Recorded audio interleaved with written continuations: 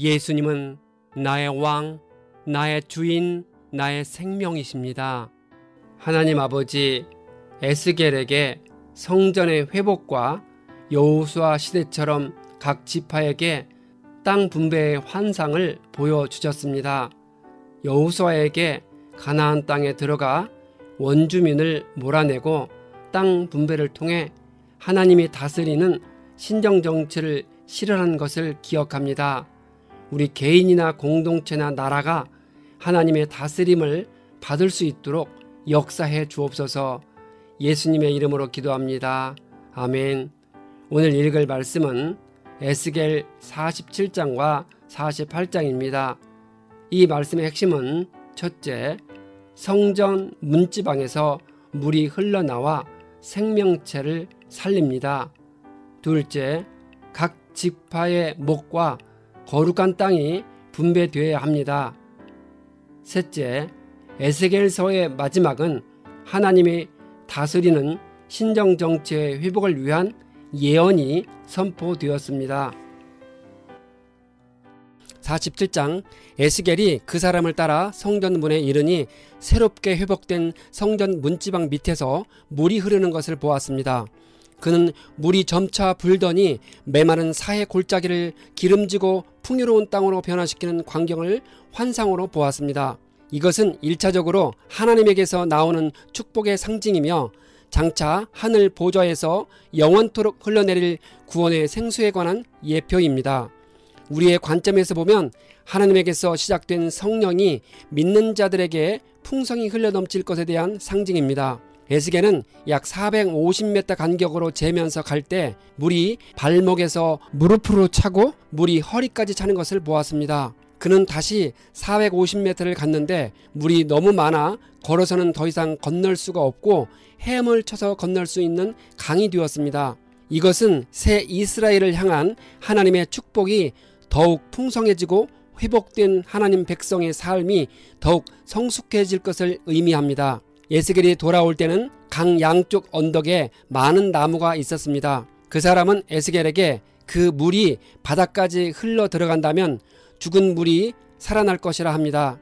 그 물이 흘러가는 모든 곳에서 온갖 생물이 번성하며 살게 될 것이라 합니다. 그때는 어부들이 그물을 치고 물고기를 잡으러 강가에 설 것입니다.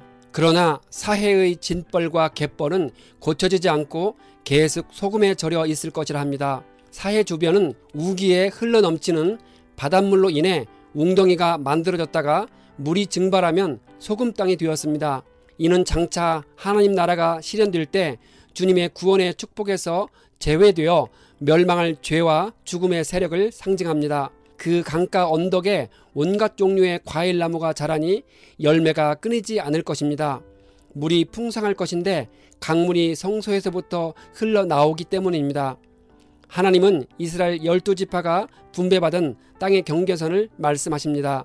요셉 지파는 두 몫이고 나머지 지파들은 서로 똑같이 유선으로 나누어 가져야 합니다. 하나님이 그들의 조상들에게 그 땅을 주기로 맹세하셨으므로 그들의 유산이 될 것이라 합니다. 하나님은 북쪽 경계는 지중해에서 하맛 경계까지라 합니다.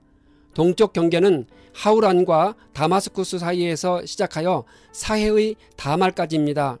남쪽 경계는 다말에서 시작하여 지중해까지입니다. 서쪽 경계선은 지중해인데 이 바다가 경계가 되어 르호하밧 건너편까지 이릅니다. 이 땅을 이스라엘 모든 지파별로 나누어 가지라 합니다. 여기서 언급된 이스라엘의 사방 경계는 이전에 요단강 서쪽의 9지파 반에게 분배한 땅의 경계와 같습니다. 이 경계는 통일왕국 이스라엘의 전성기인 다윗과 솔로몬 시대의 경계와 거의 비슷합니다.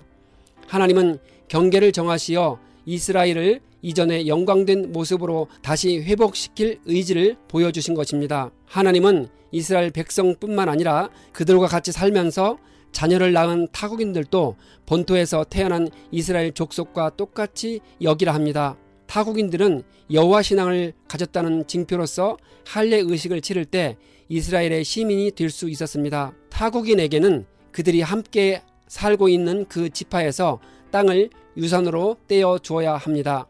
48장, 에스겔의 환상 속에서 새 이스라엘의 북쪽 지역 땅은 12지파 중에 7지파가 분배받았습니다. 맨 북쪽에서부터 차례로 단지파, 아셀지파, 납달리지파, 므낫세지파, 에브라임지파, 루벤지파, 유다지파의 순서대로 땅을 분배받았습니다. 땅 분배는 여호수아 시대처럼 제비뽑기를 통해 진행되었습니다. 주목할 만한 점은 하나님의 성소가 있는 거룩한 땅에 인접한 지파는 유다지파라는 것입니다. 이는 유다지파가 이스라엘의 지도적 지파로 야곱의 축복을 통해 메시아의 출생을 약속받은 영적 장자의 신분이었기 때문일 것입니다. 새 이스라엘의 중부 지역 땅은 하나님께 예물로 드려진 거룩한 땅입니다. 이 거룩한 땅에는 여호와의 성소를 포함하는 제사장의 기업과 레위인의 기업과 왕의 기업이 있었습니다. 이 지역은 이스라엘의 종교와 정치의 중심부였습니다. 새 이스라엘의 중심부에 여호와의 성소가 있다는 점이 핵심입니다. 이는 장차 회복될 새 이스라엘은 여호와 하나님을 중심으로 하는 여호와 신앙 공동체라는 사실을 보여줍니다. 땅 중에 속된 땅으로 구분된 지역이 있었습니다. 속된 땅이라고 말하는 이유는 거룩한 제사장의 땅이나 레위인의 땅과 비교해 볼 때 상대적으로 덜 거룩한 땅이라는 의미를 지니고 있습니다. 이 땅의 규모는 동서 길이가 25,000자이고 너비가 5,000자입니다. 그 땅 한가운데 있는 땅은 성읍을 세워 거주지로 사용하고 나머지는 빈토로 사용하라 합니다. 이 땅은 이스라엘 모든 지파에서 뽑혀와서 일하는 사람들만이 경작할 수 있었습니다. 거룩하게 바쳐진 땅을 네모 반듯하게 구별해 놓아야 합니다. 그 땅의 양옆과 성읍에 딸린 소유주의 양옆에 있는 나머지 땅은 왕에게 돌아갈 몫입니다. 레위지파의 유산과 성읍에 딸린 소유지는 왕의 소유지의 한가운데 있게 됩니다. 왕의 소유지는 유다지파의 경계선과 베냐민 지파의 경계선 사이에 있었습니다.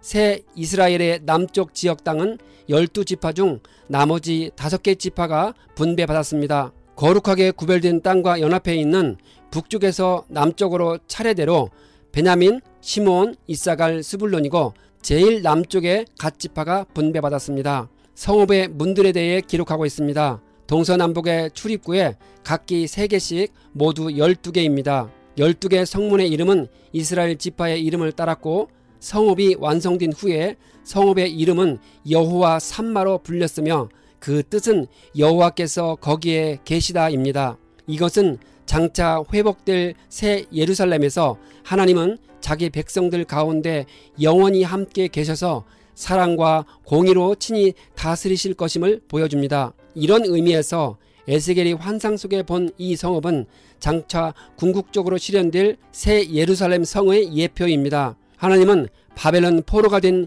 제사장 에스겔을 통해 소망의 메시지를 전해주고 있습니다. 바벨론에 의해 예루살렘 성이 무너지고 이스라엘 백성들은 포로가 되어 끌려갔지만 하나님은 에스겔을 통해 미래에 있을 새 성전을 보여주시며 소망을 주셨습니다. 이와 마찬가지로 우리는 이 땅에서 어려움을 겪으며 살고 있지만 새 하늘과 새 땅을 준비하시고 우리를 기다리시는 성전이신 예수님을 바라보며 소망을 가지는 것입니다.